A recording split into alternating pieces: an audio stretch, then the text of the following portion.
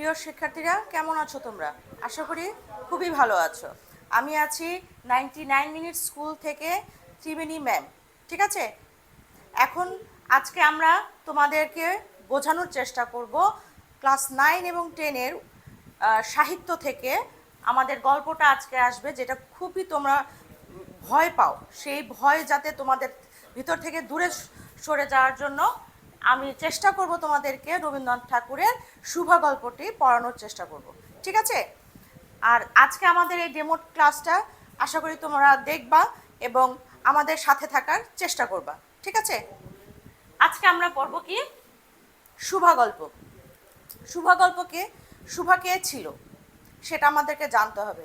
সে শুভা কি কথা বলতে পারতো? শুভার কি কোনো অনুভূতি ছিল? শুভার সাথে কি হয়েছিল? সেই সব কিছু আমরা বিষয় আজকে এই গল্পের মাধ্যমে ছোট ছোট করে ধাপে ধাপে তোমাদেরকে বোঝানোর চেষ্টা করব। শিক্ষার্থীরা, আমরা গল্পে যাওয়ার আগে প্রথমে আমাদেরকে কী করতে হবে? কবি সম্পর্কে জানতে হবে, যেটা তোমরা খুব অনেক বিস্তারিত পড়তে চাও, যেটা গিয়ে তোমাদের পরে আর মাথায় থাকে না। এটার জন্য আমাদের কি করতে হবে? আমাদের ছোট ছোট করে ভাগে ভাগে পড়ব। ইম্পর্টেন্ট যে বিষয়গুলো সেগুলো আমরা আজকে পড়ব। এবং কার সম্পর্ক করব? শুভার যে লেখক, তিনি কে?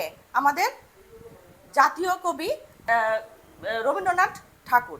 হ্যাঁ, তো রবীন্দ্রনাথ ঠাকুর সম্পর্কে যখন বলবো তখন তার কি পড়তে হবে?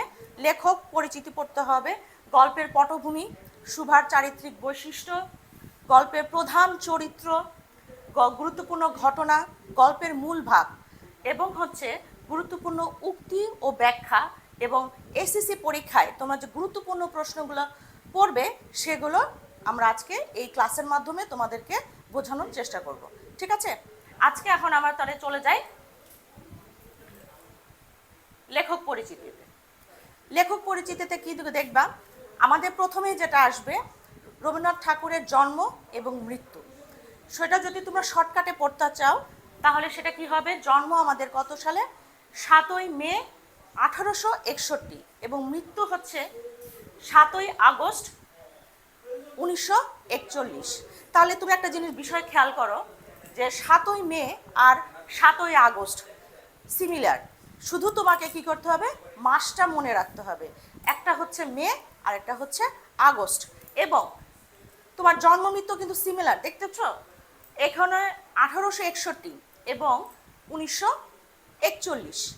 খুব কি ডিফারেন্স? তোমার সালের সাথে খুব বেশি ডিফারেন্স নাই। তোমাদের যদি 8161 মোবাইল নাম্বারের মতো মনে রাখো এবং 1941, আশা করি তোমরা বাবা মার মোবাইল নাম্বার, বা যদি তোমাদের কারো গার্লফ্রেন্ড বয়ফ্রেন্ড থেকে থাকে অবশ্যই তাদের নামটা কিন্তু তোমরা মোবাইল নাম্বারটা খুব ভালো করে মুখস্থ করতে পারো।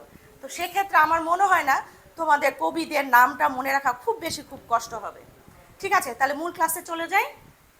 বাংলা সাহিত্যের অন্যতম শ্রেষ্ঠ কে ছিলেন? সাহিত্যিক ছিলেন আমাদের রবীন্দ্রনাথ ঠাকুর।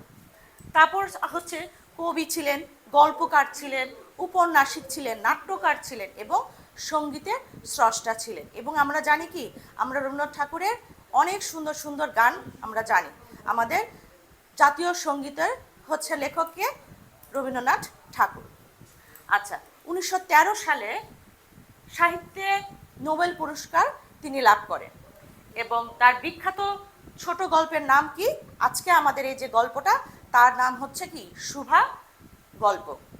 এবং সেটা কি? ছোট গল্প।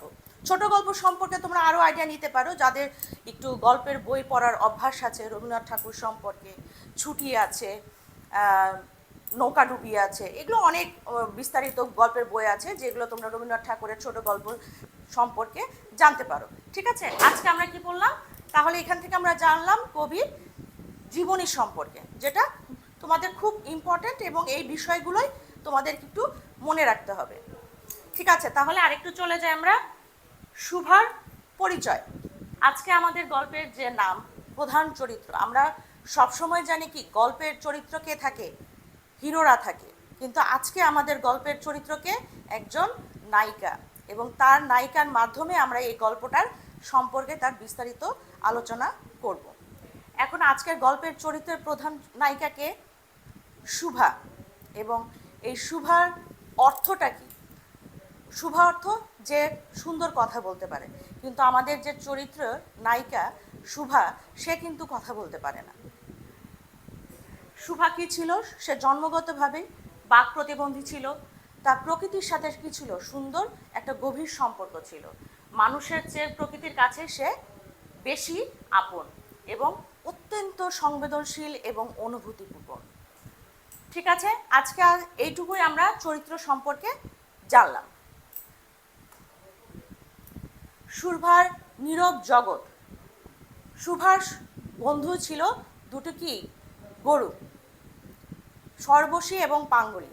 ঠিক আছে, এখন শুভা কিন্তু তার আচরণে কি পেত? প্রকাশ পেত তার ভালোবাসা, কষ্ট, অভিমান এবং প্রকৃতির প্রতি তার একটা টান।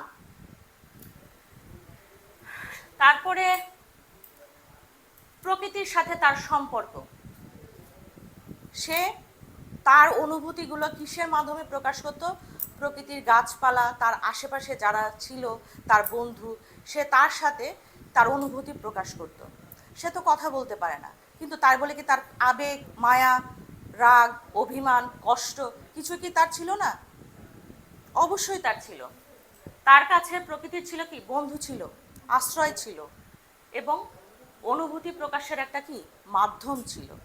সবাই হয়তো আমরা ব্যস্ততার কারণে কেউ কাউরে মানসিকভাবে তাকে কেউ বুঝতাম না, কিন্তু সে কি বুঝতো? সে তো তার অনুভূতি দিয়ে সব কিছু বোঝার চেষ্টা করতো।